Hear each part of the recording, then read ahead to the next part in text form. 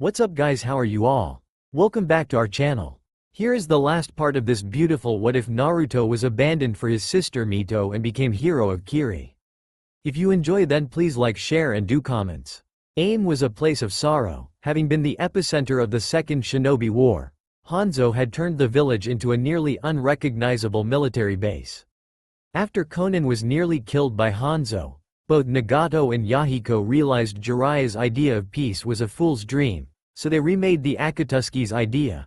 As Obito Uchiha and Ren Naraha had been taken in by Madara Uchiha being taught all he knew, they soon gathered other members.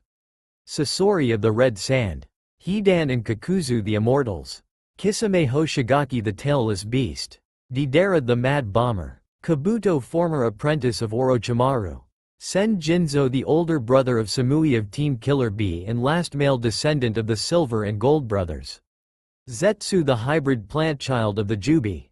These 13 made up the Akatsuki. The black cloaks with red clouds were a standout wherever they were. Having spent time in Iwa, Suna and other smaller villages they had made a name for themselves, but now they had done what they needed and now was on to their real goal to capture the Jinchuriki and extract their tailed beasts. 3 years have come and gone, now the time to strike, Obito stated. Agreed, teams of 2 will go collect the tailed beasts. We must start at the beginning, with Suna. The case cage has earned a lot of attention for not being a bloodthirsty monster anymore, Yahiko said. It's settled then, Sasori, Deidara will handle Shukaku. Hidan and Kakuzu will handle Matatabe. Myself, Yahiko and Konan will take Isobu, Sen and Kisame will get Son Goku. We'll regroup and handle the rest after, Nagato explained. They nodded as Team 1 left to head to Suna. Only one little problem. Spies had been placed all over since because Naruto is a bounty hunter, so he now knew what was going to happen. It had been a year since the letter and Naruto had taken to train in the Dragon Realm for a few months. And it paid off, he could go toe-to-toe with Biju now. But he wasn't after that, he had something else to deal with. After gaining the Rinnegan he had been visited by the Otsutsuki family. Flashback. Laying in bed one night, Naruto after spending the day with Anna was exhausted and crashed out. He opened his eyes to a world he had never seen before. Hello there young one. He turned to see 3 people, a woman in the center with 2 men next to her. Who are? Wait, I know you, you're the Otsutsuki. Kagaya, Hagoromo and Himariya, he said. The 3 were surprised he knew them. When Hagoromo spoke. We are impressed you know us, this makes it easier. We need you help Naruto Uzumaki, he said to him. That is not my name anymore. Naruto Uzumaki is dead. I am now Zarif Grimoire, he stated. Yes we know, it is a shame that you reject your true self, but still, we require your help. The Biju are in great danger. A group known as the Akatsuki are trying to capture them, to bring back my first child, the Jubi. This must not come to be, for she is evil incarnate. You must save the very world you had forsaken long ago. You who carries the true Rinnegan is our only hope, for the child of prophecy will fail without, Kagaya stated to him. He looked at her with a raised eyebrow. But I am a nobody, and orphaned 2 families never wanted. How could I be of help? He said to them. You are our last living full-blooded descendant. You contain all the elemental affinites, the Rinnegan, plus you can summon the dragons. You have also helped the hosts of my children as well, given them hope where there was none, Hagoromo stated. You do not have to forgive the world, but we do ask you save it, or innocence will perish. Evil will be brought upon the earth again. They think they can control the Jubi. No one can, she is too powerful and her hunger for death and destruction will swallow this world in darkness, Himariya said to him. Naruto looked down at the ground for a moment. Think of the little Uchiha girl you saved who thinks the world of you, or the priestess of Demon Country who fancies you. Your sister Mito will need your help and guidance, Kagaya said, smiling at him. He shook his head knowing he would regret this. I know I'm gonna regret this, but what do I have to do? He said. The trio brightened up at his acceptance, and each raised a finger at him, unleashing some of their power to him. He glowed for a few moments, it died down. We have each given you knowledge and power. You can help teach them to harness the power of the Biju. Teach them to coexist with their hosts and help them find their way in life, Hagoromo stated. Naruto nodded to them. How does this end? He asked curiously. They smiled at him, as Kagaya came down slowly and walked up to him. That is for to find out, she said, getting on tiptoes, and kissed his forehead. Then all went white and everything disappeared. Flashback ends. Naruto made his way to Suna to speak with Gaara. The battle for life had begun. Having made it out of Rain Country, the duo on two of a clay bird were en route to Suna to capture Gaara and take his Biju. He had to speak to the young leader now or he would fall. Luckily he was closer to Suna than the invaders. Skipping on heading through the front door, he hopped the wall and made his way to the tower. Gaara no Sabaku was at his desk, working on paperwork when a knock was heard. He looked over to see Zarif coming with a serious look in his eyes. "What can I do for you?" he asked. "We have trouble. The Akatsuki are on the move sooner than thought. Two are on their way here to capture you. Sasori and Iwas Deidara," he said. Gaara's eyes opened wider than normal, then narrowed. "I see. I know you don't like taking orders, but for this you need to cover the village in a sand shield. I will handle the invaders," he said. Gaara nodded to him. His people were more important than bloodlust now. "Thank you, but why help me?" he asked. The ideas of friendship was still a new concept to him. "Because kid, you're trying to make a new start for you, and Shukaku is not the bad, he is just misunderstood. And a little crazy, but still I think both he and you can make Suna better, stronger," he said to him. For some reason this made Gaara look down at the ground. A small smile spread across his face. "Thank you for the vote of confidence, but for now, let's save my home." Gaara, using his late father's specialized gold dust jutsu, covered all of Suna as his voice projected to his village. "Citizens of Suna, invaders are heading to with intent to destroy us. We are now on lockdown. Please head to your homes or to the nearest buildings for shelter. This is not a drill. I repeat, find shelter now." As shinobi began to converge on Gaara's spot, his older siblings appeared next to him. "Gaara's, what is going on?" Tamari asked. "The Akatsuki have made their move and are coming for the Ichibi. We must not let them," Zarif stated to them, getting shocked looks. "How did you get in?" Pakura asked. "Not important. What is if the Akatsuki do get Gaara, he dies and they are one step closer to their goal," Zarif stated to them. Several gasped looks were shot at him, as they nodded and got into positions as the gold dust began to cover Suna. Zarif and the siblings stood, waiting for them. "So Sasori, huh? This will be a bit harder than originally thought," Kankuro stated. "Not really, because I have a backup plan," Zarif stated to them. "What do you mean?" Tamari asked him. He grinned under his mask as he made hand signs and slammed his hand down, and a puff of smoke appeared next to them as a head popped out and the Sand siblings saw their very first dragon. "Hello again, Papa. Do you need something?" Edilana asked him. She had gotten about 5 feet bigger for a total of 15 feet in height and about 20 feet in length. "Hi sweetheart, well, I have decided that you are going to be my partner for this battle. Bad people are coming and we need to stop them. Get into your camouflage and wait for my signal, okay baby girl?" he said to her. She got wide-eyed and very excited at this, nodding her head. Long has she waited for the day to fight alongside her papa. She smiled and waddled up to him, nuzzling him. While the Sand trio stood there unable to speak or think, as they have just witnessed this dragon not only be able to speak but called their friend daddy. Zarif kissed her head and she disappeared, leaving the four alone. "Why, you can summon dragons?" Kankuro stuttered. He nodded to them when he looked at Tamari, who seemed like she was gonna say something, but she squealed instead. "Oh my goodness, she is adorable. Can I pet her after this?" she asked very excitedly.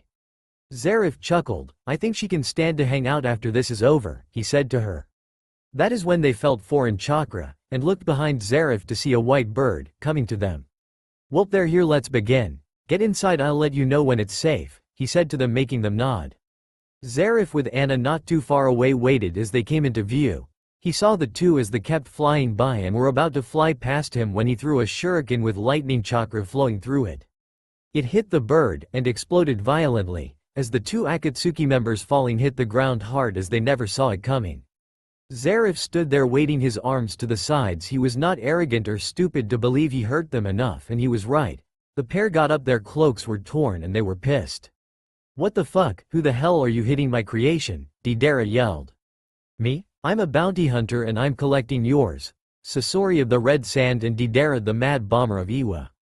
They were both surprised by this, but Deidara, letting his ego inflate, smirked at him. "So you know who we are then? You must realize art is an explosion," he screamed out afterwards, laughing. Sasori just sighed in his exosuit while Zarif and Anna sweat dropped. "Is he for real, Papa?" the dragon asked her father. Baby, your guess is as good as mine, but I will say, it's a bit unnerving. Zarif said in their mental link, as he saw them finish up. Enough of this, we have come for the holder of the Ichibi, move aside or become a part of my collection, Sasori stated monotoned. Well, unfortunately you can't have him, so you'll just have to deal with me, he told them. And without warning began his attack, throwing a punch at Sasori, who went sailing while dropping a spin kick at Deidara as he went skidding. Sasori righted his stance and whipped out his tail and charging at his opponent. Zarif saw this and made his way to him, running at impressive speeds as Sasori's tail went sailing his way. Zarif caught it and in swift move broke it off, much to the Red Sand's shock as Zarif threw it back at him, hitting him in the face. Zarif turned his attention to Deidara, who stood there in shock when he saw the bounty hunter right in front of him, taking both wrists and breaking them, earning a scream from him as he was picked by Zarif and thrown to the ground hard, cracking the ground, and with one last move snapped his neck, severing his head from his body. Who are you? Sasori asked, dusting himself off. My name is Zarif Grimoire, and I protect the tailed beasts. Your little project won't come to fruition. Tell your bosses, death is coming for them, he said to him as he closed his eyes then reopened them, showing his Rinnegan. Sasori went pale. You have one too, he exclaimed. He nodded and walked up to him, slapping a seal on him, and he disappeared. Once gone, he took a breath. Sealing both body and head away, he walked back to Anna, who revealed herself as she was not needed after all. Which bummed her out, but he promised next time she would be able to help more. As they both walked back to Suna, seeing the gold dust egg lifting from Suna. Sasori, who looked beaten to hell, had appeared. In front of the Akatsuki, some had widened eyes. What happened to you? Nagato asked. I met a man today, who bade me to warn you. The Biju are under his protection, as are the Jinchuriki, he said slowly and weakly. Eyes narrowed at him as he continued to speak, though he was slipping away fast. His name is Zarif G. Grimoire, and he has the Rinnegan-like, he said as he went limp. Quite was heard, another Rinnegan user, was what Obito said. It would appear so, but it's strange since only Uzumaki can unlock said eyes, so either he stole them or is an Uzumaki, Yahiko stated. Hidan, Kakuzu. Get the Nibi, Nagato stated. The two left, with Hidan smirking. Yugito Ni was being sent to Konoha to meet with Jiraiya about information on the Akatsuki. The council behind Ai's back forced her to go alone. Having packed up and left, she took her time getting there, hoping to avoid them at all costs, as she headed southwest to the Land of Fire. Suna, thankful to the bounty hunter, gave him Sasori's bounty, while Tamari and several other kunoichi gushed over Anna, who was embarrassed by the praise and flattery but loved at the same time. Zarif smiled at he seen when turned to see a local orphanage looking a bit rundown. Gaining over 100 million ryo, he took one scroll and walked over to the building when he saw a woman in her late 30s come. Excuse me, miss, may I have a moment of your time? He said. He caught her attention as she looked straight him for a moment. She blushed a bit as he was rather handsome. Yes, how may I help you? She asked. Gaara and the others had stopped to watch him, curious about his intentions. My name is Zarif Grimoire and I would like to donate 50 million ryo to the orphanage and its inhabitants, he said, handing her a scroll with the money. Everybody stood there as what this man said was quite shocking to say the least. The orphanage mother, who was now openly tearing up, looked at this angel in human form. Thank you, young man, she said as she embraced him in a hug to which he gladly reciprocated. Gaara, Kankuro and especially Tamari stood there along with Suna in awe of the man dubbed the Golden-Hearted Killer. No one has ever done something like this before. New respect and inspiration was felt for their friend and savior. You really are the Golden-Hearted Killer, Tamari stated out loud. Yup, that's my papa, Adelana said. Breaking from the hug, the little children came up to thank their Oni-chan.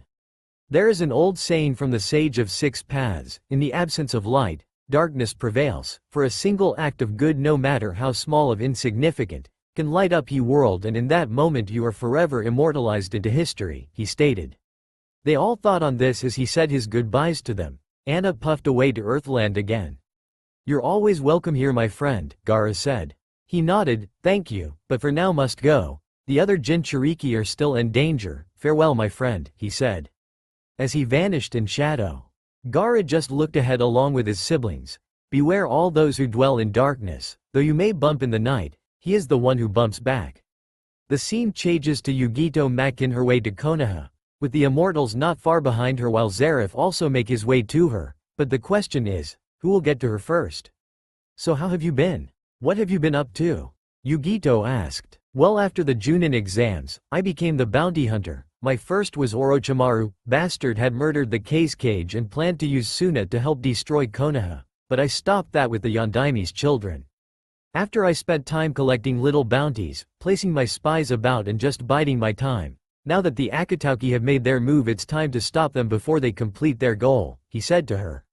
Taking a few bites of food, she looked at him. Like she found him fascinating. He was different from everyone in so many ways she could barely count them, and he always listened to her and helped made her feel better. They continued speaking till bedtime and went to sleep.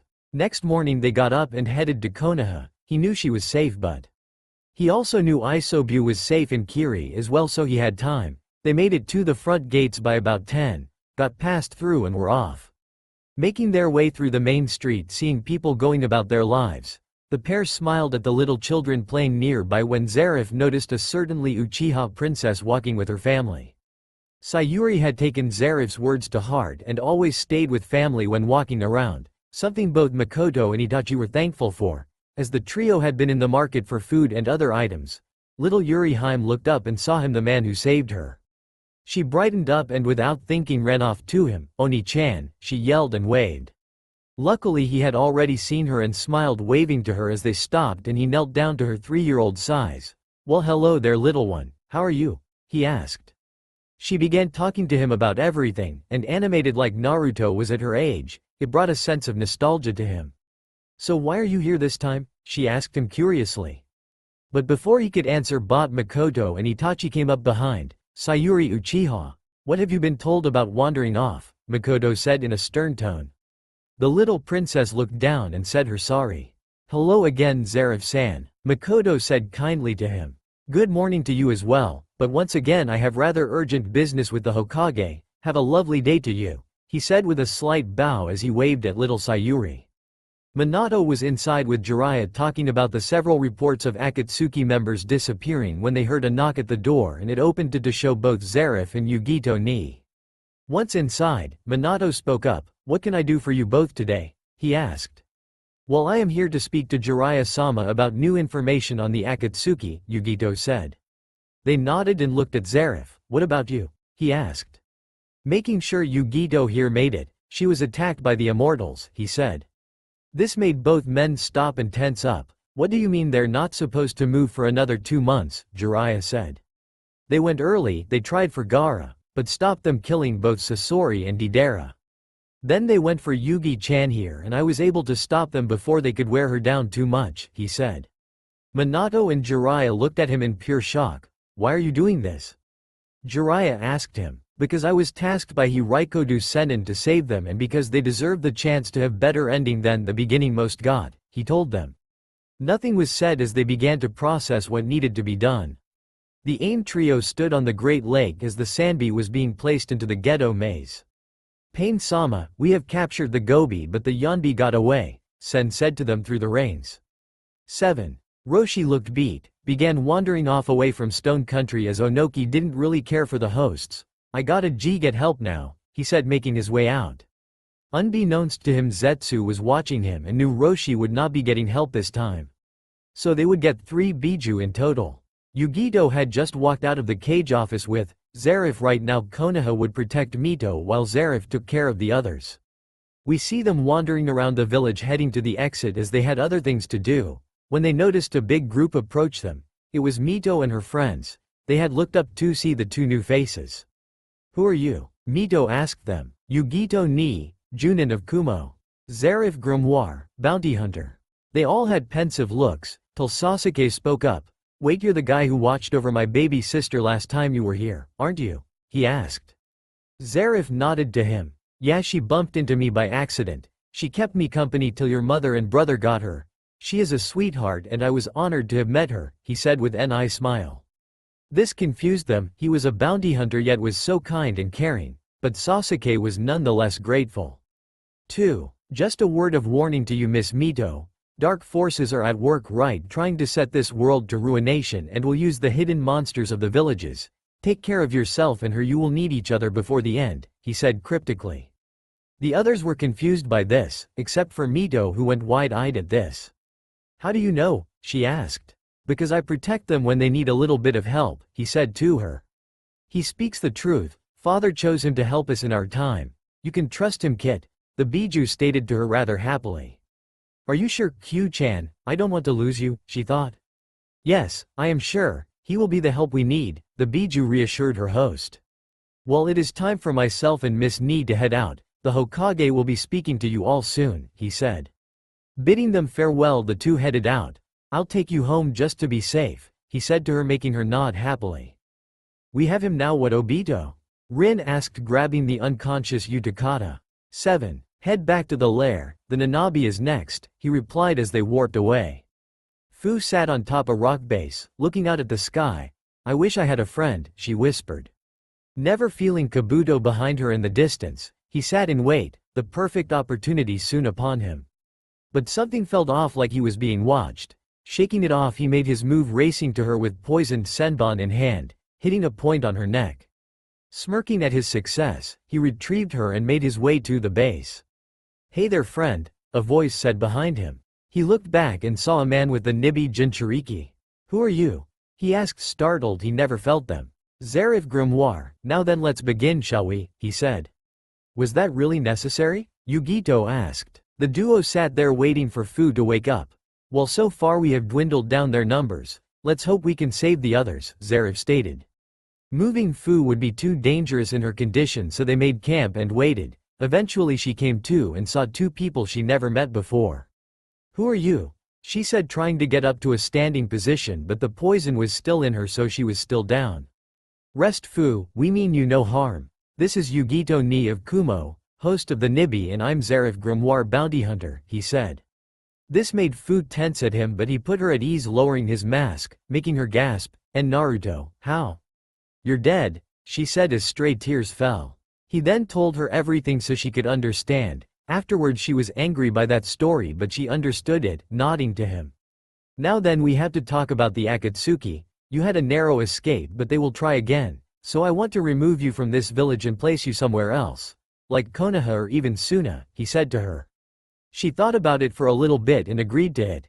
This village loathed her, and she knew Shibuki has wanted her to go live her life somewhere better, so it wasn't a hard choice to make. I'll go, but first we need to go see Shibuki. Tell him of this situation first. Making a clone, Wick Fu and clone left to see the leader of Taki. Inside his office, Shibuki sat there, dealing with the ramifications of what he was just told. He sighed and looked at both of them. Well, I guess I have no choice. Fu, from this moment on you tenture as a Taki shinobi. As Irby ended, I will make it look like you were taken by the Akatsuki. You're free, Fu-chan, he said with a sad smile. She looked at him sadly back. As much as she hated the village, she cared for the leader, the only one who showed any kindness to her. She nodded to him, handing him her headband, and left. She was now a free agent, but where would she go? She met up with Zarif and Yugito with all her belongings packed. So we're two now? She asked. Well, we can take you to Konoha or Suna, as I'm friends with their Case Cage, the host of Shukaku. He is about your age, Fu, and has a brother Kankuro and older sister Tamari, he said to her. Fu stood there and thought. Suna sounded much better to her. Suna sounds better, she said rather excitedly. The trio nodded and left for Wind Country to help give Fu a new life, new friends, and whatever else came down the road. The AIM trio sat in their office. Silence was all they heard. We need to find out who this bounty hunter is and deal with him, Yahiko stated. Yes, he has taken out 4 of our members and we still don't know how strong he is, Conan stated. Well, get Zetsu on it. Till then, we need new members, Nagato stated. While Obito and Rin were off on the side, this bounty hunter, maybe we could get him to our cause, Obito said. Well, see, Rin stated as the couple disappeared. Yes, I think she will be a good addition to Suna. Welcome to Suna, Fu, Gaara said kindly to her while Zarif and Yugito looked on and smiled. Fu was ecstatic by this. Not only was the Case Cage a Jinchuriki like her, but she could now make friends here and feel like she belonged. Granted, Suna was a bit dustier and drier than she liked, but she could put up with it. She can stay with us till she decides what to do, Tamari said, making Gaara nod. Fu was so overwhelmed she began crying happily as Yugito came up to hug her. Well, then we'll take our leave, as I need to get Yugito home. Fu, good luck, and I know you'll great here, Zarif said, giving her an eye smile.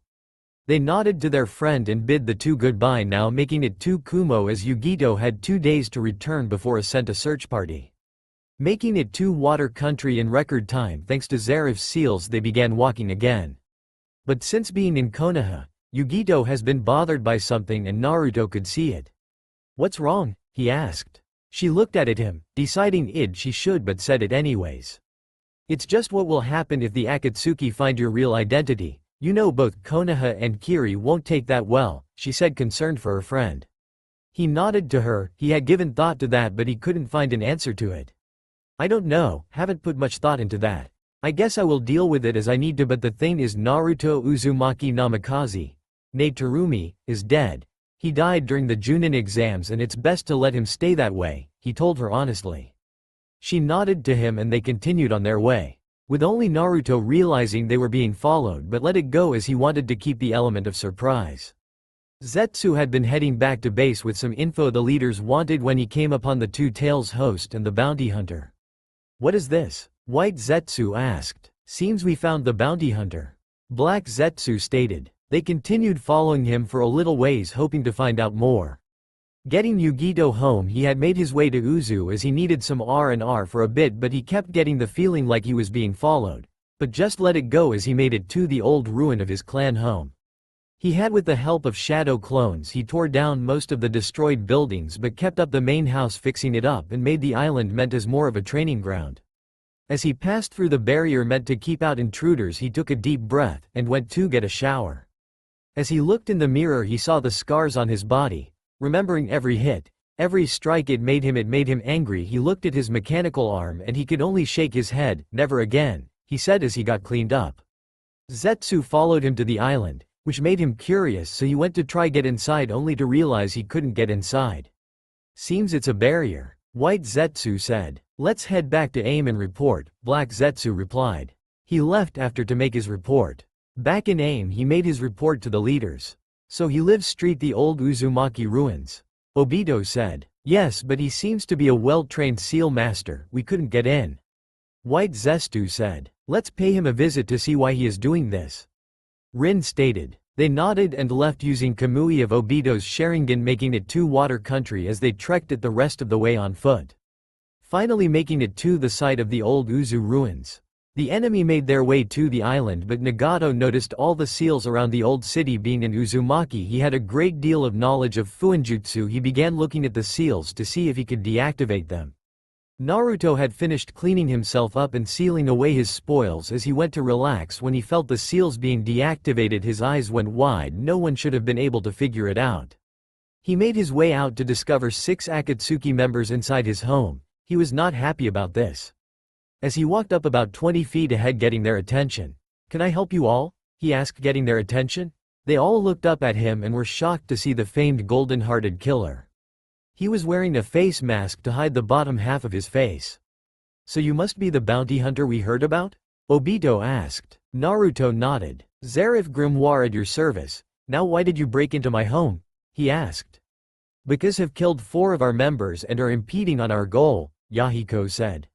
Naruto looked at him. I know you're after the tailed beasts, but it's my job to save them and stop you. I am the emissary of the Otsutsuki family. By awakening the 10 tails you will not only destroy yourselves, you'll destroy yourselves as well. She cannot be controlled and it will cost you your lives. He tried to reason with them. You know what we are doing and she will not be a problem for us, Nagato said, activating his Rinnegan. Naruto shook his head. I warned you, now will answer for your crimes, he said, activating his Rinnegan as well, earning shocked looks. Surprised. The Rinnegan is an Uzumaki bloodline after all, and you're not the only one to activate it, he said as he held out a hand. Shinra Tensai. A blast of power hit them all and went flying back as they were unprepared for it. The fight had just begun. Getting back up, they began to attack. Yahiko and Konan made their attack, racing to him. They were locked in a taijutsu attack. Naruto spent the time dodging as they were slow and predictable. As he punched Yahiko in the face and grabbed Konan, who melted into paper. Fire style. Great fireball. Naruto moved out of the way as the fireball hit an old building, destroying it. as Obito and Rin made their attack trying to get a hit on him as the AIM trio were also getting to attack. Naruto spent the better part of 30 minutes dodging and fighting back. This would be easier if he could summon Anna, but he wasn't giving the chance as Conan threw another attack at him, as did Rin. At the same time, his lapse in movement was put to good use by them as it hit him.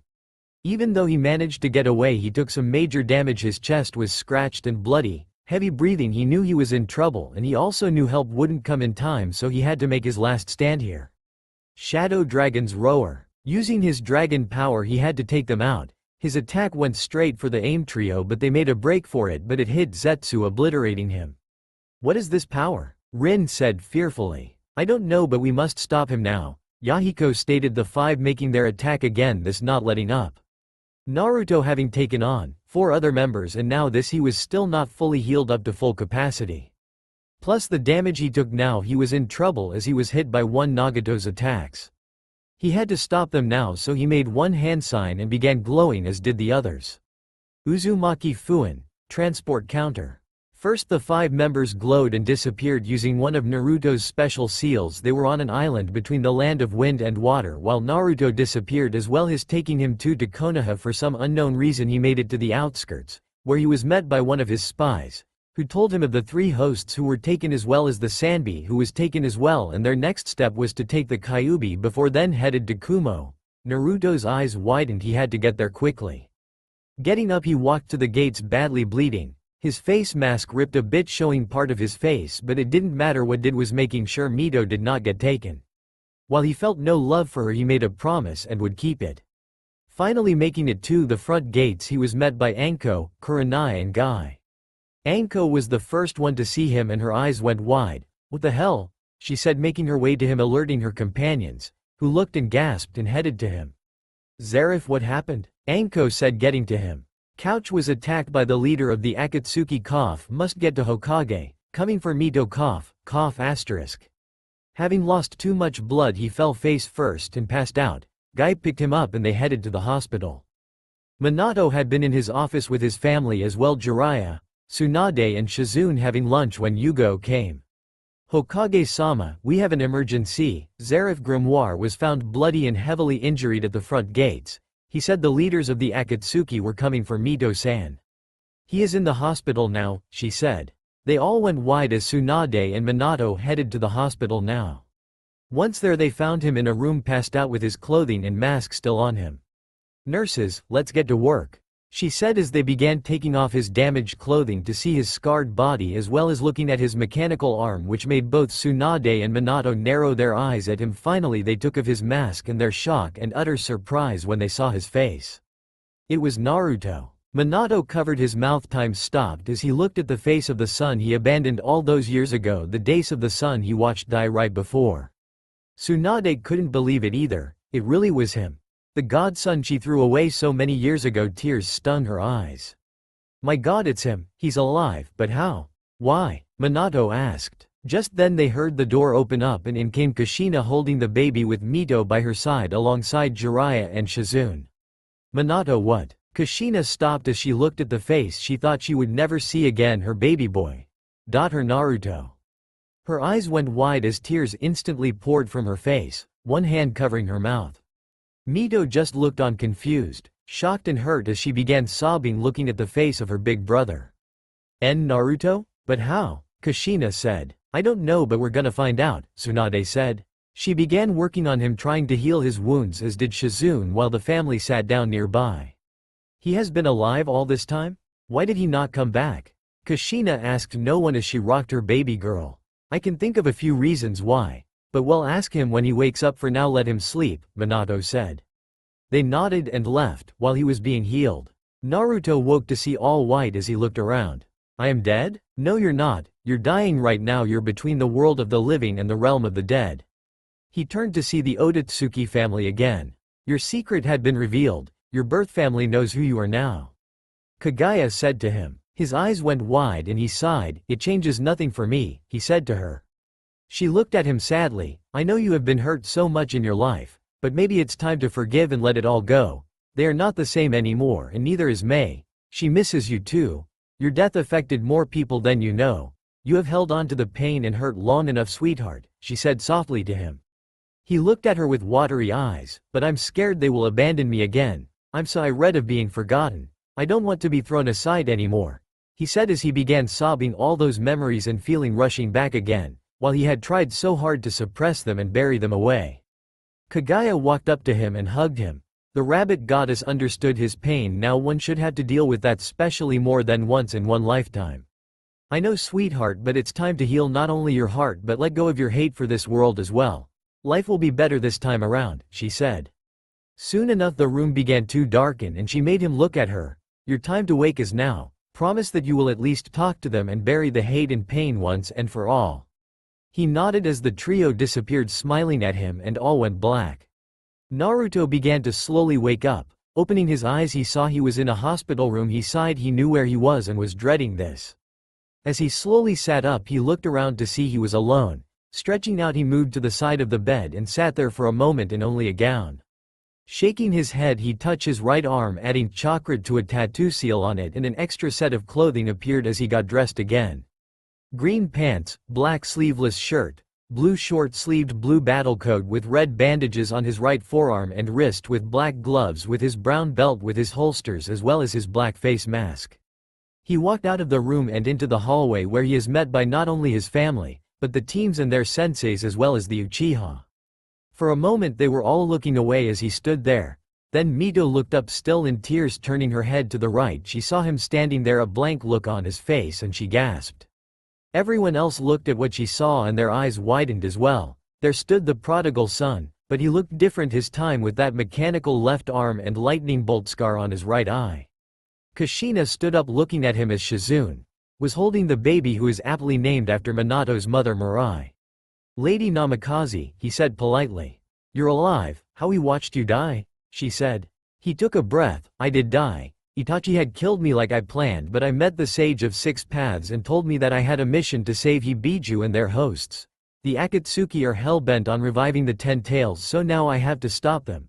But they have the 3, 4, 5 and 6 tails now, he said. Nothing was said till Mito stood up in tears, glaring at him. She walked up to him and slapped him across the face. You bastard, do you know how badly you hurt us all? You selfish asshole. How could you leave us like that? She yelled, hitting him with her fists, all the while he took in stride as she finally stopped and sobbed into his chest, grabbing his waist, afraid he would disappear again. Do you know what it's like to abandoned and forgotten, Mito? To know your life means less than the ground you walk on? He asked her, not attempting to move or hug her. She looked up at him, sniffling and hiccuping as their eyes met. Do you know what it feels like to wake up in the morning knowing you have nothing to live for, to go to bed hoping you don't wake up, and no matter what you do you're looked at like a waste of space? That had been my whole life, Mito, he said, his voice never raising. Everyone looked at him and cringed because he was right, Kushina and Minato holding their heads in utter shame, bitter tears in their eyes, angry at themselves for putting him through that. I'm sorry, big brother, I never meant to make you feel that way, she softly whispered to him. Whether you meant to or not, you did. 13 years of my life wasted here in this village trying to make you see me. All I wanted was your love and acceptance, but that was too much to ask for. That is why I left. Naruto Uzumaki Namikaze died when he was 13, he said to them. Kushina looked at him heartbroken. She so desperately wanted to make it all better and love him and give him what she denied him. I'm so sorry, Naruto. We were wrong to do that to you. There hasn't been a day since then we have feel horrible and hope to make it better again, Minato said to him. That is just it. I stopped seeing you as family the day you gave Mito my birthright. Ya know there was time I wanted to come back here and destroy this village with all you in it.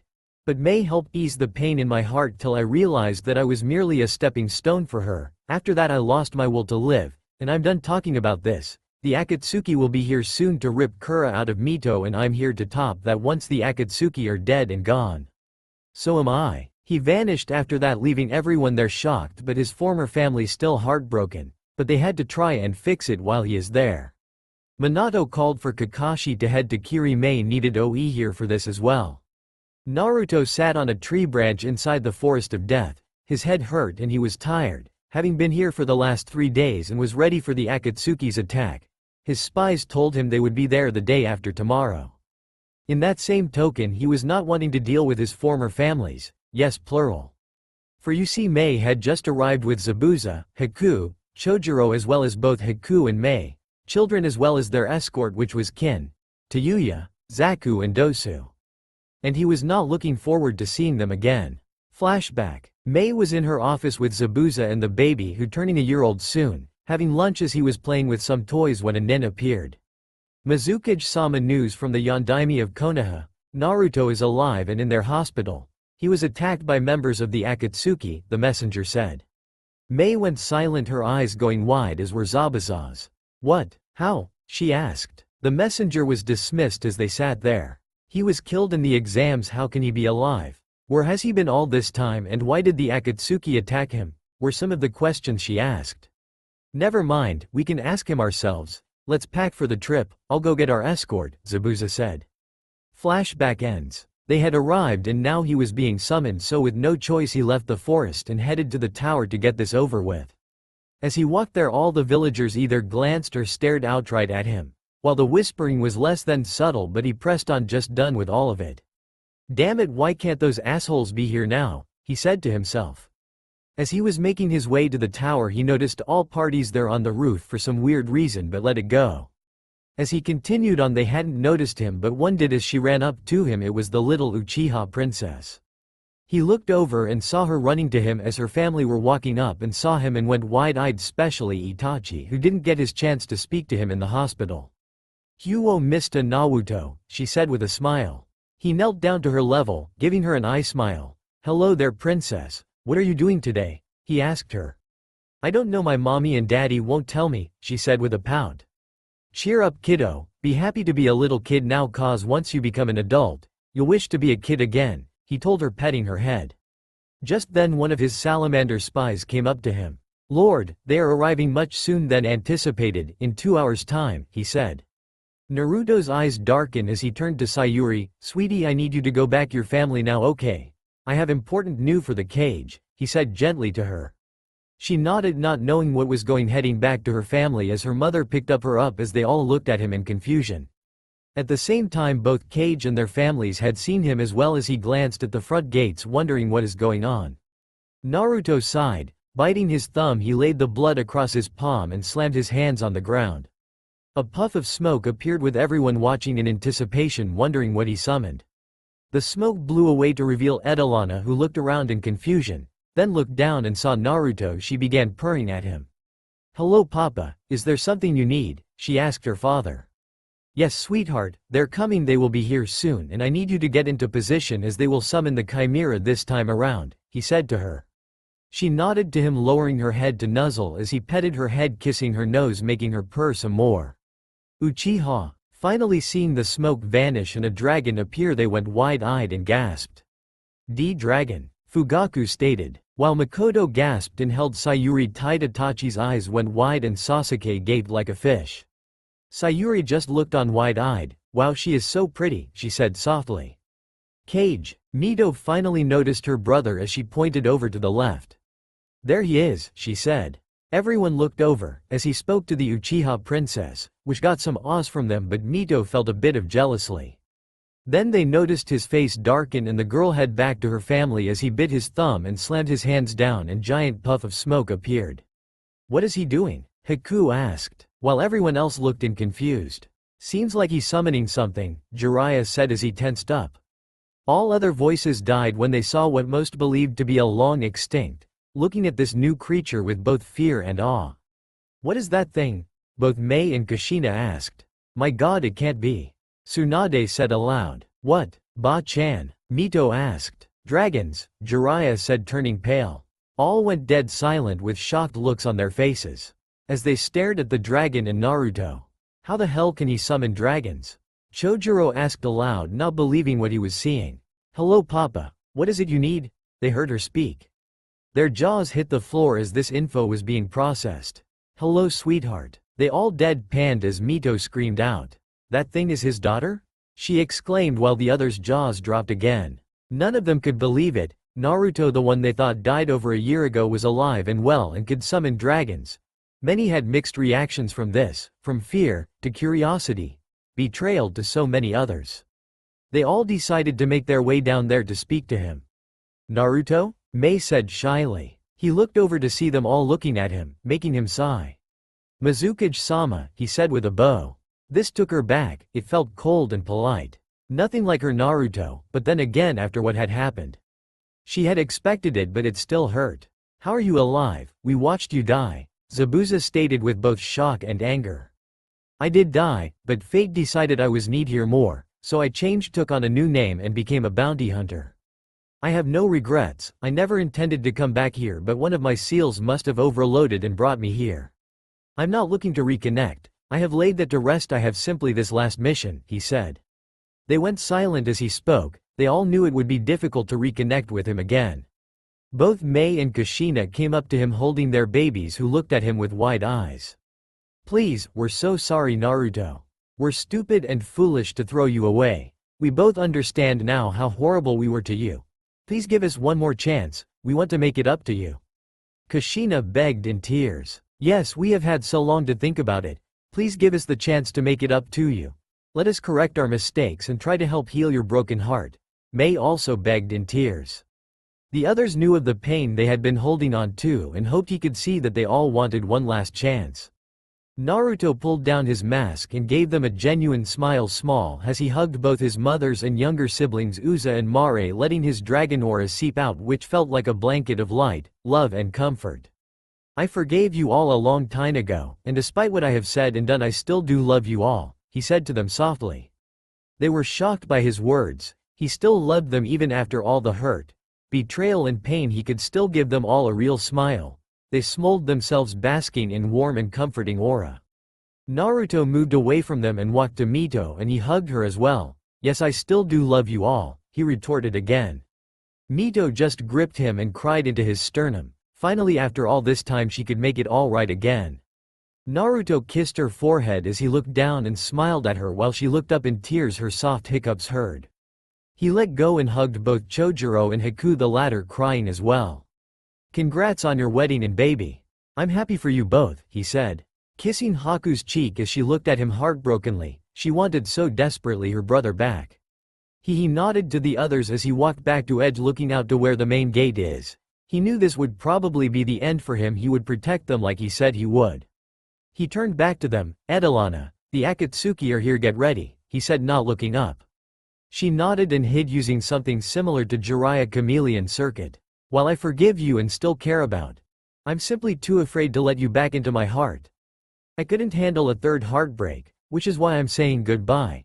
Be at peace, he said before he vanished in an elemental shunshin. Yahiko, Nagato, Konan, Obito, Rin, Kisame, Sen Jinzo had arrived to Konoha, ready to end this trivial life and bring their goal to fruition. Having made it to the front gates, Nagato held out his palm and blasted it open. Shinra Tensei. The doors flew open and the seven walked in to see Naruto there looking at them with the Hokage, both Sennin and a battalion of Junin and Chunin, as well as 2 members of the 7 swordsmen of the mist. Looks like we have a welcoming party, Rin said behind her mask. You will not take my daughter, leave now and your lives will be spared, Minato said, wishing they would leave in peace. No, this world is too damaged to survive. We will bring a new dream where death and hate are but memories, Yahiko said. What you want is slavery. You have no right to make the choice for those who would rather love for real than die on a dream. Naruto said, glaring. You can't stop us, you lost last time, now bow down and admit defeat or die, Nagato said as he slammed his hands down and puffs of smoke appeared and 3 monsters appeared. Naruto glared while the others were in shock. What are those things? Mito said, afraid. Chimera, monsters of myth from the far west. Their amalgamation of several animals in one, Naruto said. He raised on hand and Anna came out of her cover, which made the enemy widen their eyes. You can summons dragons? Yahiko said with a small shudder. Edelana looked up and made her track, as did Naruto, both speeding at their targets and made their first attack together. Rainbow dragons roar. They shouted as a rainbow-styled power beam shot out and hit the unsuspecting Akatsuki members. The Chimera were in front, so they took the most damage with one disappearing, but they were sent back about 100 yards.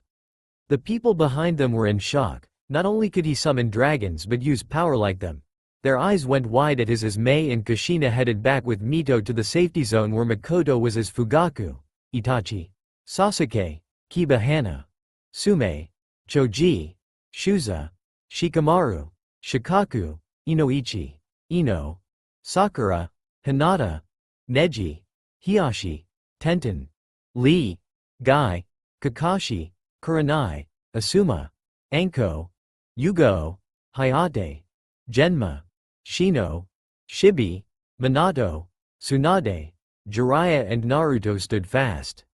Remember, why you fight, to protect your home, to protect all that you love. To die is not where the honor lies.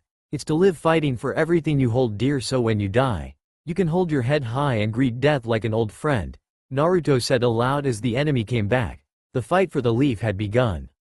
The fight of the life of Mito and the world had begun. Once she was captured, the other four would be easy to get. Jin and Kisame began their attack by taking on Zabuza, Chojuro as well as the other Junin. This was a fight for the ages, as Jin is as powerful as uncles the Gold and Silver brothers of Kumo, and Kisame was the tailless beast. Zabuza and Guide took Kisame while the others took on Jin, as he could make shadow clones. You know, I always figured we would have to fight someday. Who would have thought it would be for the fate of this world? Zabuza said, getting red as he drew out his sword, Guy getting into his stance. Funny how things work out that way, but I'm not here for the girl. I want to fight strong opponents and die like a warrior, he said, pulling out his sword. Chojuro saw Zabuza and felt the strength of not only the leader of the swordsmen but the last original member, the first general. Alright, then we are here to save Mito-san and the world. Whether you are leaf, mist, cloud, we must fight to save what we have, he said, getting his allies pumped, which did the trick as Itachi, Neji, Lee, Kakashi, Asuma and several others made their stances. Foolish, we will rip the monster from that bitch, and hear screams of pain will be music to my ears. I will enjoy seeing the light leave her eyes, he stated, cackling madly. Mito heard him and became afraid. This guy was a monster. Sasuke, Hinata, Sakura, Ino, Kiba and Choji shielded her from his gaze, ready to kill for their friend. Kakashi glared at him. His surrogate sister's life was online and he wouldn't fail. Kakashi got over Obito and Rin's deaths, so he won't be as bad as in canon. Jiraiya and Suande also glared. Their godchild's life was threatened and that was not gonna sit with them. But before any could do anything, a voice came behind Jin. Well then, how about we make this a handicapped fight then, because my little sister means more than you, the voice said. Jin felt his right knee get taken out and his left hand smashed as he roared in pain. Behind him was Naruto, who looked over at Mito, giving her an eye smile. She could only gasp at what he said and did. She began to tear up. It felt nice to know her big brother loved her and still cared. She wiped away the stray tears, smiling at him. Naruto then spoke to Edelana. Take out the freaks. Sweetheart, he said. She nodded and made her attack, flying straight at the two monsters. While Konan and Rin was in the sights of the Kunoichi, Kurenai, Anko, Yugo, Hana, Sume, Yukino, Yoshino, Tenten, Kin, Tayuya. All ready with weapons drawn. While Tsunade came to the front, looking at her enemy with a calculated eye. Seems like we won't have it easy as well, Konan stated. Rin behind her mask nodded to her comrade. You won't get past us. Mito will not be taken by the like of you, Tenten stated. Many agreed shouts behind her as they readied their weapons and got into their stances. Minato and the clan husbands ready to attack both Yahiko and Tobi, as Minato remembered the latter from all those years ago. Jiraiya stood next to his student who had arrived. Naruto and Nagato looked at each other face to face. This is the end, the path to real peace is upon us, and now you will know true pain, the older Uzumaki said. No, peace is already in front of you, you just refuse to see it. Jiraiya stated, looking at both men. Whether you see it or not matter not, this world will die, and at its place a world where strife and hate are nightmares only. No winners or losers, Nagato stated. Jiraiya could only shake his head at his failures as a teacher. Zabuza and Kisame were going at it. You could hear the clanking of metal on metal. While Mei watched her husband with both worry and joy. Chojuro stayed off as this was a single duel for the former teammates. Sparks flying off their weapons. Tsune and Hana made a bid for the blue-haired female while Tenten came up behind with her weapons. Hoping to hit her, but she caught on quickly. Kurenai, using stealth, tried to use a genjutsu on the masked opponent, but Rin had caught on activating her Sharingan. She looked right at the red-eyed beauty who fell with a thud. Laying there she began shaking and moaning in pain as Rin came up to kill her. Night-chan, dodging a sneaky snake attack, Anko meed to her best friend trying to break the illusion, but it didn't work. Here, let me. Anko turned to see Naruto kneeling next to her as he placed his hand on her head and a rainbow-colored light encased Kurenai for a moment before vanishing as she stopped shaking and all noise ceased. Anko looked back at him. What did you do? She asked curiously. Broke the illusion. This attack was based off an illusion I made years ago. It meant as both a plan B and revenge jutsu, he said to her. She looked at him in shock but nodded gratefully as she watched him carefully as he pulled out a scroll and gave it to her. You can have this, I won't be needing it anymore, he said to her as he got up and walked away. She looked down at the scroll and read the name. Genjutsu Art. Pervert's Paradise. While it did shock her, she could only chuckle at the brilliance of this and would be working on it later. Jin had finally healed himself up and looked to see 3 opponents facing him. But while still angry from before, he let his guard down, which proved to be fatal. Guy ran up and kicked him square in the chest, launching him at Asuma, who had his trench knives ready to go. Adding his element, he cross-slashed the Kumo rogue across the back, as Jin screamed out in agony before the force of the wind pushed him off and into Kakashi's direction. Making his hand signs as lightning chakra coated his left arm, cocking it back, waiting till Jin was in reach and thrusting it out, puncturing his chest and crushing his heart. Jin, spitting up a decent amount of blood, began cackling for a moment, then went silent as the injury killed him. Kakashi pulled out his hand and burned the body. My Imouto means too much to let you have her. Anko had returned from bring Kurenai to the tower to rest, and got into the fight again, which soon came to a standstill as 5 of the remaining 6 stood there looking at their enemies. Minato, Jiraiya and Tsunade stood at the front while the clan heads stood behind them along with the Junin, Chunin and Genin. Edelana had finished her fight early and went to stay by the cage tower just in case. Enough of this, give us the Kyuubi's Jinchuriki, and no one will be hurt, Obito stated. Minato stood firm, he would not give his daughter to them. Naruto pushed forward, making his way out to them. He stopped in front of the 5 as Zabuza and off battling Kisame, so he focused on the rest. I'm afraid to say, you won't be getting her, and this fight will end here today. Naruto began powering up, but it was chakra infused. He was using his Dragon Slayer magic, which felt a bit different, not as heavy or potent, but still got the job done. As a rainbow-colored aura swirled around him, as scales grew over his body. I will end this and your tyranny will be put down. But remember, good and evil cannot be without another. As long as you balance it, the world will know peace, Naruto said. Closing his eyes, he reached down deep inside and pulled out Dragon Force, the first one to ever use it. It was untested and very dangerous as he was combining all of the Dragon Slayer magic he learned into one, the first. Rainbow Dragon Force. Wings sprouted out of his back, shimmering with multi-colors as the scales you could on his face. His eyes became white while his hair was floating. They had seen what Naruto had become. He hardly looked human, and with the wings looked like a demon. Nagato went wide-eyed and bit his thumb and slammed his palms down as 6 coffins came up, opening up showed 6 bodies covered in black bar-like piercings. Dujutsu Arts, 6 Paths of Pain. The 6 bodies came to life, standing in front of the other 5, staring at Naruto. Ash stared them down as well as he vanished using his incredible speed, grabbing Nagato and heading as the 6 paths followed behind. Things had just taken the next steps. No had expected for that to happen, but yet it did. Naruto had transformed into something else. They saw him taking Nagato and his 6 paths away from the field. Now making a bit more roomier. Naruto stopped at the edge of the forest about 5 miles outside the village, where the elder Uzumaki went skidding across the ground about 10 feet as his paths came to stop in front of him. Naruto stood there, his dragon force glowing. Even with it being the first time ever being used, he felt no side effects yet.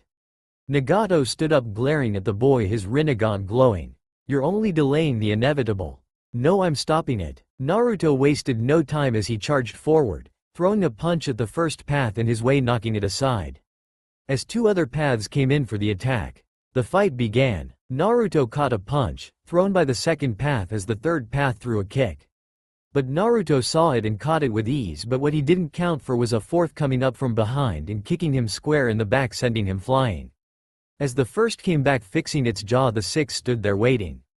Naruto returned to continue on, kicking the fourth in the face, while the first three attacked again.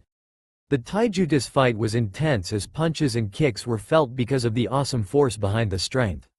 Neither party giving ground. Soon enough the last two appeared in the fight, making it a 6-on-1, but Naruto didn't care as he had a job to complete. He knew he wouldn't be surviving this, but this didn't matter to him anymore. He was ready for peace.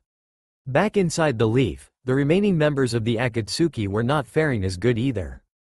Yahiko and Obito were losing against the combined might of Minato, Fugaku, Jiraiya and Hiashi, as well as many of the Junin of the village. Konan and Rin were surprisingly able to hold their own against the Kunoichi, just barely though. The damage was held mainly to the front where the main gates were, so no civilian casualties could be had. At this rate we're not gonna survive this, Yahiko said, wiping some blood off his mouth, panting hard. Obito, who glared at his former village, agreed, but they had to get it done by any means. While Minato and Fugaku came in for another attack. Too many lives counted on this fight. Taking a Hirishin Kunai, Minato led the charge. Sume, who was in charge of the Kunoichi, was breathing hard, watching her comrades fight. Tsunade had thrown a punch cracking the ground as the Akatsuki moved out of the way, but were met by one side by Kin and Tayuya and the other by Anko and Hana, who took advantage of their lapsed state. While Rin saw it coming, Konan didn't, as she feared for Yahiko and Nagato. Squelch. Konan's eyes went wide, as she felt a blade sticking out of her chest. She looked down to see a small sword, with a pair of hands on it. Looking up, she Yugo, who held no expression. Roughly pulling the sword out, Konan fell an instant kill shot as her heart had been severed.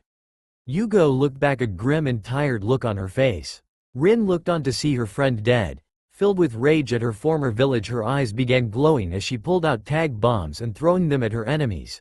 Soon enough explosions were seen and heard, as well as cried of pain were the only noise heard. Hana, Anko, Kin, Tayuya were critically injured, while Shizune headed to aid them. Sume, Tsunade, and Yugo stood in her way now, as Tenten, Hinata, Ino and Sakura were back up just in case. Without a word they charged the masked girl, hoping to end this quickly. Yahiko had seen the girl he loved being killed before his eyes, and it sent him into a blind rage as he began attacking Minato and Jiraiya without cause or care, leaving Obito to curse while he took on the male clan heads, mainly Fugaku, Shikaku, Inoichi, Choza, Shibi, Hiashi. Even with the Mangekyo he was still outmatched in terms of experience, but they had a mission to complete. I have failed you all, but today marks the end of the Akatsuki, Jiraiya said sadly as he slapped 2 tags on Yahiko's head as Minato distracted him. Jumping away they blew up along with his head. Minato grimaced seeing another of his student siblings go. In another life he would have liked to have gotten to know them. He turned to Kushina, Mito and Mirai, all safe, making him smile, but then felt a huge explosion outside of the village and remembered his son was still out there. Naruto was now having a hell of a time with the 6 paths and his Nei Dragon Force active along with his Rinnegan. It was draining him quickly, but at the same time keeping up the use of chakra as well was killing Nagato as well. He had felt both Konan and Yahiko pass on and was heartbroken. He no longer wanted to complete the goals, but he wanted to just kill them all. The 6 paths advance again, trying in vain to cause as much damage as he could before the end. Naruto was ready for this to end, so he carried on through the pain now, as he didn't have much more time left. Path number 1 made the first move, cocking back to punch him, but Naruto caught it and broke the hand, and with his other fist smashed the head and ending the body completely. Not wasting a second he made the next one as path number 3 was right there. Summoning some power, the rainbow aura formed in his hand. Rainbow Dragon Punch. With it he evaporated the body. Powering down he went for path number 4, drop kicking it hard, it exploded en masse. Naruto was now panting. Taking a minute he coughed up blood, he had to finish this. Path number 2 made it way to him, punching him hard and sending him flying into the trees, with path number 5 and 6 close behind. Naruto got up and charged again, wanting to end this quickly. Rainbow Dragon's Roar. A blast of rainbow-colored energy flew from his mouth in the direction of the last 3 paths. Number 2 moved out of the way, but 5 and 6 weren't as lucky and took the hit directly, being disintegrated. Nagato couldn't believe it. He had the eyes of God, unimaginable power, and yet this man was beating like a drum. His body now shaking, he coughed some of his own blood, his vision now blurring. Naruto was panting, his energy nearly depleted. He had to win this for Mito and the others. Shaking away his blurry vision, he powered up to finish this, coughing up more blood in the process. The Dragon Slayer power was destroying his body. Racing ahead, he was now fighting not only against pain but time as well. Minato was facing against the very same man who nearly killed him and his family. He would not lose this time around, especially as the Nine Tails was not a factor in the fight, more would she want to be, which he was thankful for. Charging at his enemy, they clashed blades. While Suande was on a battle of strength against the masked female. Everyone else, including Edelana, was now protecting Mito, as well as Kushina, Mirai, Mei and Uza. Asuma and Anko went to take care of Kurenai, who now had just woken up. "Wah!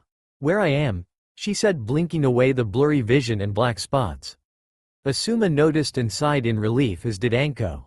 "Thank goodness you're awake," he said to her. "What happened?" she asked. Anko then spoke up as everyone now listened. "The female masked creep put you in a powerful gen that was gonna make you love through your worst fears, but Naruto came and dispelled it, giving you to me so I could get you to safety," she said. Kurenai went wide-eyed with surprise but was thankful he had saved her. Once this was over, she wanted to thank him personally for this. As she got up slowly to watch the last fights taking place. Zabuza and Kisame were both panting now, cuts and blade marks all over their bodies, sweat pouring from their faces. This was one hell of a fight, but they were loving it. "Been a while since we went all out like this," Zabuza said. Kisame nodded. "You're right, but we also can't keep going like this, so what do you say last attack wins?" Zabuza nodded. This would be it. He raised his sword to stance, while Kisame did the same, no going back this time. When a single leaf fell, the two charged at each other with Chojuro watching on. The sound of metal clanging was heard and both stopped standing in place. When all of a sudden 2 blood spatters were seen from each participant. Zabuza had 1 coning from side while Kisame had 1 coning from his neck. The pair soon fell after, with Zabuza breathing heavy. Kisame just smiled. He got the fight he wanted and died like a true swordsman. Closing his eyes, he passed on. Chojuro ran to his leader, picking him up with his blade and grabbing Kisami's as well. He went for medical help.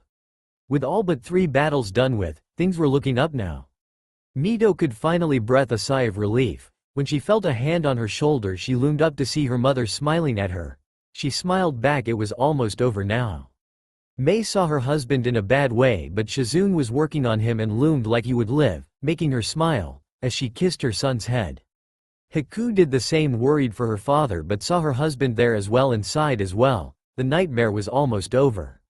Minato needed to come up with a plan as to fight this man before him when an idea came to him. He charged again, throwing a kunai at the man, which passed right through him. He charged up his Rasengan and pushed it forward, which didn't pass through him. Instead, it went through his chest. Blood came out of the mask as he screamed out in pain, and with 1 swift hit sent a kunai through the mask into his skull, killing him instantly. Minato watched as Obito fell to the ground dead. Looking back, he saw his family was safe and he felt like a terrible weight was off him now. Rin, who took a look away from her fight, saw her lover die, falling to the ground in horror. She wanted to go to him and in that moment forgot about Tsunade, which was a big mistake. Seeing her distracted, took the chance and pushing all her power into her fist punched the woman's head clean off. Rin had died as well. As the body fell, all Mimibers of the Akatsuki were dead now and the people began celebrating. "It's done, the Akatsuki have been defeated, the 10 tails can never return," Mito said aloud. Kushina breathed a sigh of relief as her daughter was saved. Minato had come to hug his girls, happy to all be alive and safe. Anko took out the scroll Naruto gave her and began reading it. It was quite impressive and showed the various ways it can be used. Suande and Jiraiya came back up after smiling that their family was now safe.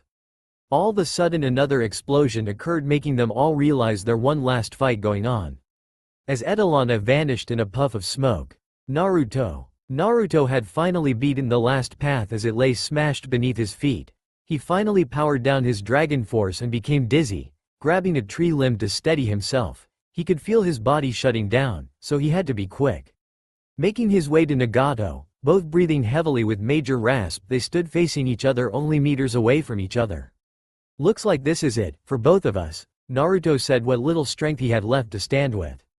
Nagato nodded as he began hacking up blood, his breath shallow, the light dimming in his eyes.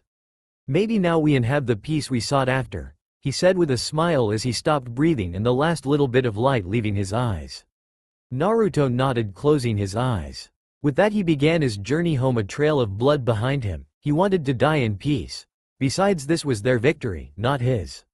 When everything stopped, they had assumed it was over and went to find him. They found Nagato but no Naruto, but they found a rather large blood trail leading away which concerned and scared them. They followed it hoping Naruto wasn't too badly hurt. He just wanted to go home but it seems that was not meant to happen. As his body was shutting down, he stopped at the edge of the forest. Laying against a tree, blood now draining from his mouth, he hacked up some more. Catching his breath, he wiped it all away then laid back. This was it for him.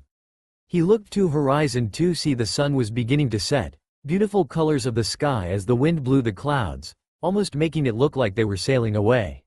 He had a peaceful smile on his face as he grabbed out the dragon summoning contract. He decided he would give this to Haku. He trusted her the most to keep his baby Anna safe and she would honor that. Having a hard time keeping his eyes open, heard commotion to the right and saw search party. Mito was ahead of the group. She desperately was looking for him and she found him, laying against the tree. Found him, she yelled out, getting everyone's attention. They all looked and saw him. But they noticed he was pale and with blood everywhere. Mito had made it to him. "Naruto, are you okay?" she asked, catching her breath. He smiled at her. "No, using the dragon force proved too much," he slowly said to her, his voice cracked. She didn't know what that meant but didn't have time to think about it as the others appeared. "Naru-chan," Kushina said, full of panic as Mei looked at him in horror. He smiled at them all. As he was about to speak, an attack hit and began coughing up some blood, making them gasp out on horror. Suande and Shizune got to work trying heal him, but he stopped them, shaking his. "My insides are liquid now, shutting down slowly, the damage is done," he said to them. They went wide-eyed but slowly nodded, knowing there was nothing they could do to save him. Kushina and Mei were now in tears. They were losing him all over again. "Please, don't, big brother. I need you to stay with me," 15-year-old Mito said, not crying. He felt bad for her, as he reached out and hugged her to him. "I will always be with you, in your memory and your heart. I will always love you, my sweet little Mito," he said quietly to her. She gripped him tightly, hoping to keep him alive again as she broke down sobbing into his chest, begging him not to go. He kissed her head, as he made her look up at him. "You have your life ahead of you. Be the wonderful clan head I always knew you were. Be the light in the dark and know I will always be proud of you." She nodded but the tears hurt to see. She got up as Kushina and Mei came down. "I'm so sorry, baby. I'd give anything to go back and make it all right," Kushina said pitifully, trying not to break down. "Please don't leave us, not again. We have so much to make up for," Mei said softly, caressing his face. He smiled. "Despite everything, I'm glad you two were my mothers, and for the moments we got to have. I'm grateful for them. I love you both," he said, his breathing now ragged. This shocked them both, but it made it all the more painful as the reality hit. Kushina's heart was breaking and Mei was crying. They couldn't save him, but the only comfort was he still loved them. Minato and Zabuza, now in tears as well, brought down Mirai and Uza to see their big brother. He raised his hands to their little faces and rubbed them gently. The two were looking at him with big eyes, making him smile. "You two are the future. I can only hope that you are better than I was," he said as he muttered a prayer as he placed his hand just above their heads. They both were glowing softly in the rainbow spectrum. Finishing up, he kissed both their cheeks, making them giggle as they didn't know what was going on. It was a bittersweet moment for them all. All of a sudden, little Sayuri came up to him while Makoto, Fugaku, Itachi, Izumi, and Sasuke stood by watching. Miko was in tears while Itachi stood there trying to break, but the tears pouring down showed otherwise. "Huo Mista Naruto," the Uchiha princess said softly. He looked over and smiled. "Hello, little one. Have you been a good girl for your family?" he asked. She nodded sadly at him. "Don't be sad for me. Be happy, tomorrow will be a new day. All I ask is that you be the best you can, and remember, family will always be there. They are the greatest gift you can be given, plus family is what you make it," he said. She nodded and got down and hugged. "Thank you for being my friend," she said. She got up and went to her family, who smiled at her. The time was near. He picked up the scroll and looked to Haku. "I have a gift for you," he said to her. She was confused but made her way to him, holding her son. He smiled at her. This eye is the dragon's summoning contract. I want you to have this. He said. This shocked them all. Haku looked at him through watery eyes. Why? She asked. Because I trust you take care of them, especially my Edelana. I trust you the most, to protect my baby after I'm gone, he said, tearing up at the thought of leaving Anna was painful enough. Haku didn't know why, but she began crying. He trusted her the most, but she was losing her first friend and big brother. It had become too much. Please, don't leave, I need my big brother too. She begged him, her voice sounded heartbroken. He, using the last of his strength, stood up shakily as he embraced her hand gripping him. Like Mito, as long as you hold me in your memory and heart I'll never truly be gone. And like her I am not only so proud of you but I will always love you, he said, kissing her head and his nephew's. No dry eye was seen as they were now giving their respect to the man they had forsaken so long ago, the man who came back to save them and who was now dying for real. Chojuro had come and hugged his best friend as well. His sobs could be heard as well. Naruto just hugged them all. He had saved them all and made up with his family. There was nothing left to hold on to anymore as he closed his eyes and his heart finally shutting down. He let go of the couple as they hugged each other and he in slow motion fell backwards, hitting the dirt. His time was done and he passed on. Shion was sitting with her mother drinking tea, talking about nothing special when a guard came up to them. My ladies, we just received word. About an hour ago Zarif Grimoire the bounty hunter died. He fought with the mercenary group the Akatsuki, he said. The pair gasped as Moroku looked at her daughter to see the heartbreak on her face as she cried for the man she cared for.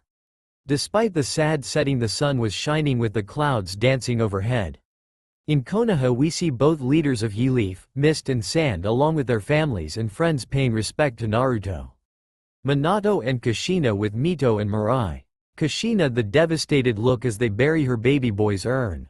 Mito smiling sadly as she touches her face, with Naruto's eyes. As per his request she now holds the Rinnegan. Mei, Zabuza, Uza with Haku, Chojuro and their infant son with Edelana who has been crying. Haku comforts the dragon but she misses her papa. On another side we see the 7 Jinchuriki, some bandaged up but all happy to be alive and all owe it to Naruto who even in death saved them all. Even Shion and Moroku went to pay their respects. Minato let go of his wife, walking up to the podium. Today we give thanks to someone who changed the very fabric of our lives and gave us all a second chance. He was my son, but he was more than that. He was a son, brother, uncle, friend, and we owe it to him to start over, build better world. A world he laid the groundwork for, he said. Many there nodded, the Uchiha, the Inuzuka, Aburame, Nara, Yamanaka, Hyuga, Akamichi. The Junin nodded. Kurenai laid a white rose on his headstone as a thank you for saving her. Anko smiled, gripping the jutsu he gave her. The Jinchuriki all gave a single flower as a thank you. Mito came up last, her eyes damp from the tears. She knelt down, kissing the headstone. She said nothing but cried. She was heartbroken, she just wanted her big brother back. Hinata and Sasuke came up to her, helping her up, hugging her as she cried. Mei and Kushina put down 2 headbands, one of Konoha the other of Kiri. Their faces paled, tear stains crusted on their rosy red cheeks. Makoto and Sume had come up as well, putting a flower next to the headband. They wish they have been better godmothers. Itachi and Hana had come up to bring their others back. Bowing their heads for a moment of silence, but still quite sobbing was heard. Raising their heads up they saw Rainbow over the Cage Mountain and they knew he was still there. In front of the council Naruto stood, his face stone. Will you take this mission? Agna Lohia asked. He nodded, a new adventure sounds good to him. The dragons smiled and nodded. There is a guild called Fairy Tail, that is where my son Natsu, my son Gageel, and my daughter Wendy, all reside. They ill need you help in the coming times, Grandina said. He nodded, well let's do it then. Naruto's time in the nations is over, but his time with Fairy Tail is about to begin. Naruto stood off on the other side, other training grounds. The rookies wished to speak to him. I want to know one thing. Who the hell do you think you are attacking Mito like you did back in Wave? Kiba stated angrily. Naruto raised an eyebrow at them while both the Hokage and Mizukage watched this with their families along with the clan heads watching this tense standoff. Well, in my defense, she attacked me first. I had no real interest in fighting her at that moment, he said to the dog boy. Hinata and a couple others looked at said blonde who nodded, slightly embarrassed at that memory. You still had no right to hurt her like that. She is still your little sister, Ino said harshly to him. Why the hell am I being lectured by brats nonetheless? None of you children know a goddamn thing about me. Or the hell I had to face in this place. So step off your high horse, Blondie, he said with an annoyed tone, crossing his arms over his chest. Have any of you been looked at like you were worse than dirt? Been treated like a disease that no one wanted to be around and have no reason to hope that it will get better? He asked them. None of them spoke as they looked down, unable to speak at the moment. He was right and they knew it. It was still your job to his older sibling to look out for her, Hinata said to him, looking back up and glaring at him. Oh, this coming from the stuttering little princess who pokes her fingers together and passes out when a boy speaks to her. The same one who lets her little sister beat on her because she has no backbone to stand up for herself. Please spare me, you little hypocrite, he sneered at her. This shocked her as to how he knew about that, but bowed in her head in embarrassment. Hisahi was not happy hearing that, and neither was his wife. Why bother? She had parents, godparents, friends and a Biju for company. I had no one, I was ghost, one they didn't want, he said again, mainly to himself, emotionlessly. Minato and Kushina were cringing, having to remember the fact they spent no time with him at all. It hurt them badly, especially Kushina, who was holding a sleeping Mirai. I'm done with this conversation. I won't stand here and be lectured by these little shits who have no idea how the real world works. Good day, he said, annoyed. He began walking off, but the rookies were not going to let him. You screwed with one of us, you screw with us all, Kiba said. Naruto looked back. Okay, Mud, you're pushing a real fine line here. I am a bounty hunter, in case you forgot. I could kill you, take you into a collection agency and go on my merry way. He explained. This made the kids look at him wearily and nervously. While the clan heads tensed up, they would make sure that wouldn't happen. Naruto, you know you can't do that. You would be branded as an S rank and hunted forever, Minato said to him, trying to defuse the situation. Naruto scoffed, but it's okay for them to talk down to me with this self-righteousness? I shouldn't have come back, this was a waste of my time. He was now furious, he was done dealing with them. Both families flinched hearing him. They knew he still harbored resentment, so it didn't surprise them at all. You can't walk away. You don't just come back from the dead and leave once it's over with. Hinata said, glaring at him, walking up and grabbing his arm. Naruto turned back. You seem to think I care. I had no real intentions of coming back, but with the Akatsuki I wasn't given a choice. I told you about danger, now it's time for me to go. He glared at the Hyuga, retching his arm away, not backing down, which finally made her flinch a bit. But we need your help. If they get your sister, this world will be plunged into darkness. Kushina said, pleading to him. No, they won't. I killed off 5 of the members. You will win this war without me there. You don't need me here. You have all the power you need, he told them. Kushina and Mei began to slump a bit, seeing he was not wanting to stay. You think you're so much better than us that you can just leave? Ino said incredulously. I don't think, I know. Now piss off, Naruto said simply. This pissed off the rookies, who looked offended. But both Kushina and Mei were heartbroken hearing him speak like that. He had changed drastically, and it wasn't for the better. They were in tears seeing how cold and callous he really was underneath the calm demeanor. Well, if you disagree, then do something about it, otherwise stop your bitching about it. But then again, you're all clan heirs, everything was given to you, so why should I expect otherwise from whiny little brats? Naruto said to them.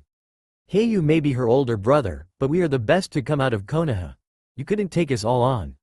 Sasuke said, with Kiba and Choji nodding in approval.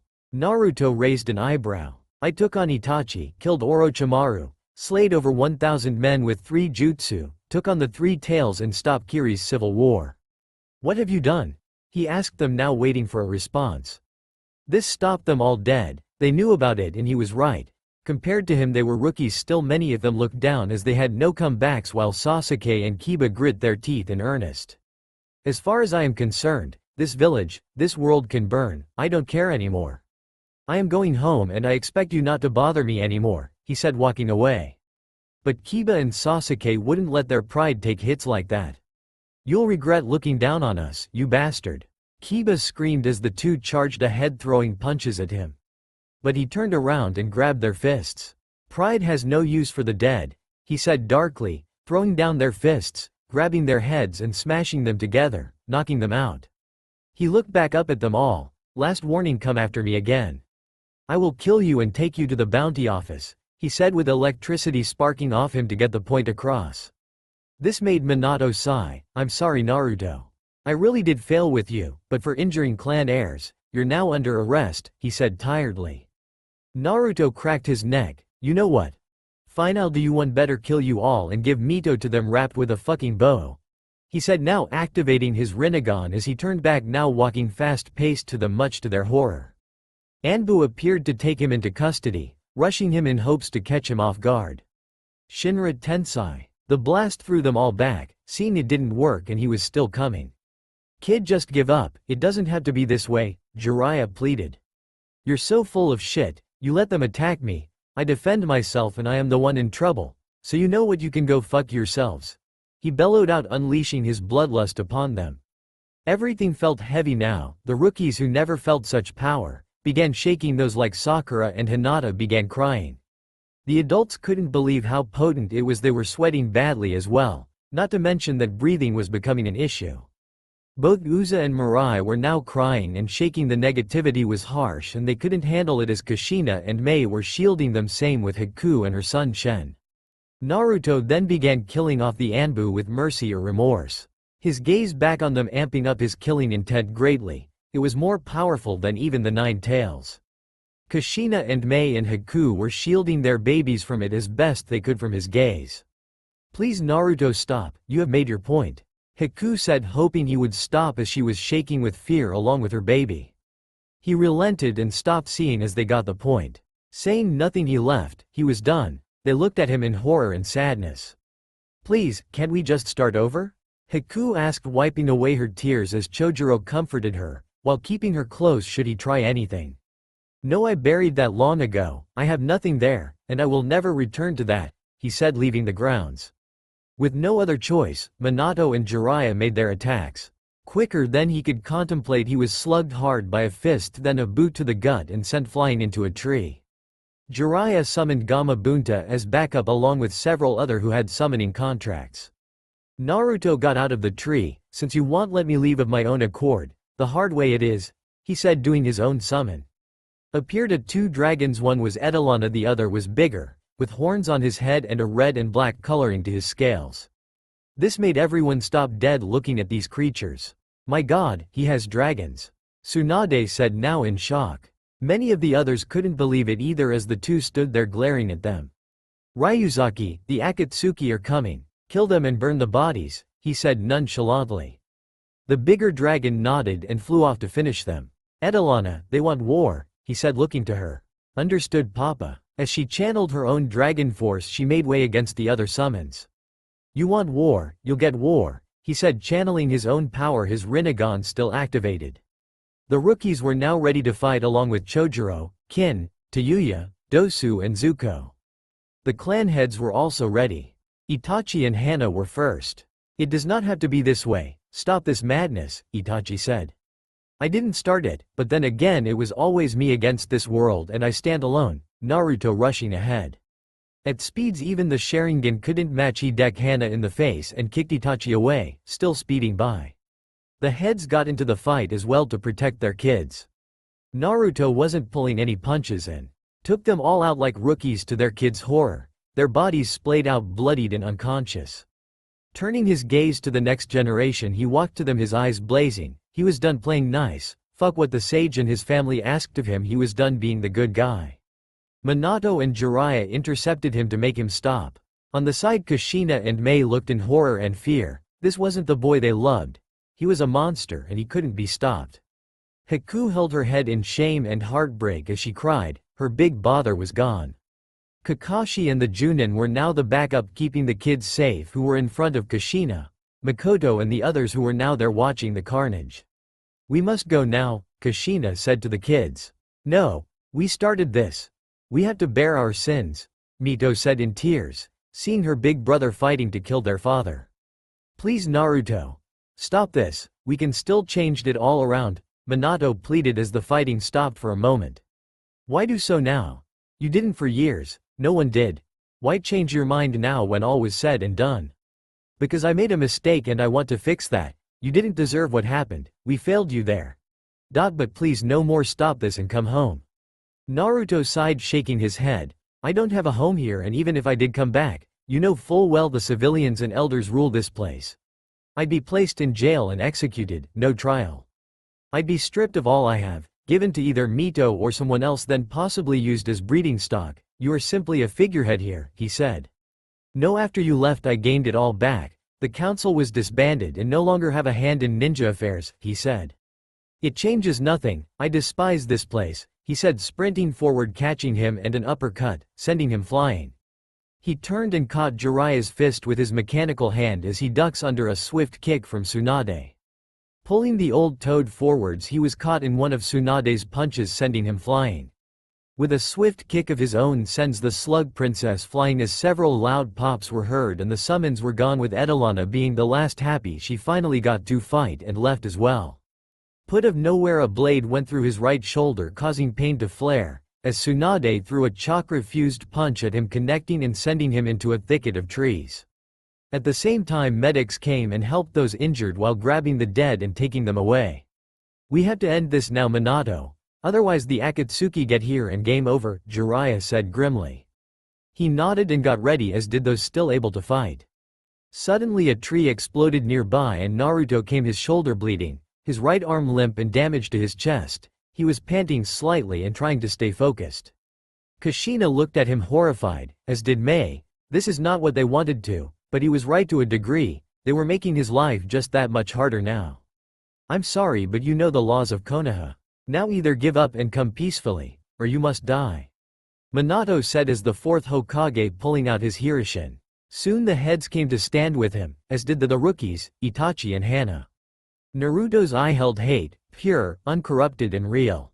With nothing left to say, he made two clones and they began their hand signs.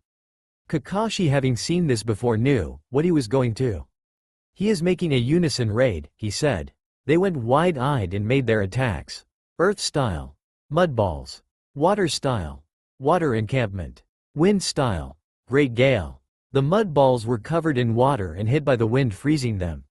As they sailed into the leaf nin's paths, the Uchiha threw fireballs at them to counteract them with great difficulty.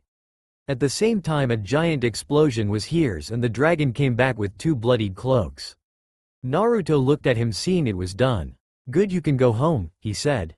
The dragon nodded. With them dead, one less issue to worry about. At the same time, the others saw as well, and while glad, were shocked by this. He was done playing games, making several more clones. They reached out at his attackers. Bansho Tenin, lifting off the ground, they went sailing to him as he pulled out chakra rods, slamming them in shoulders and into the ground, pinning them to he ground. This is it for me. No more warnings, no more games. I am walking away, leave me be. With nothing left, he walked away, vanishing into the air, leaving the remains behind. Shock, sadness, anger, self-loath and determination were felt. The kids decided to leave him be, much to Mito's heartbreak. But it was for the best. Nothing was stopping him from killing them and taking them into the bounty office. With the Akatsuki dead, life could breathe and things went back to normal again. But they all made sure not to invoke the ire of the bounty hunter ever again. That's all for now. If you want to see next part, then please like this video and subscribe my channel. Thank you.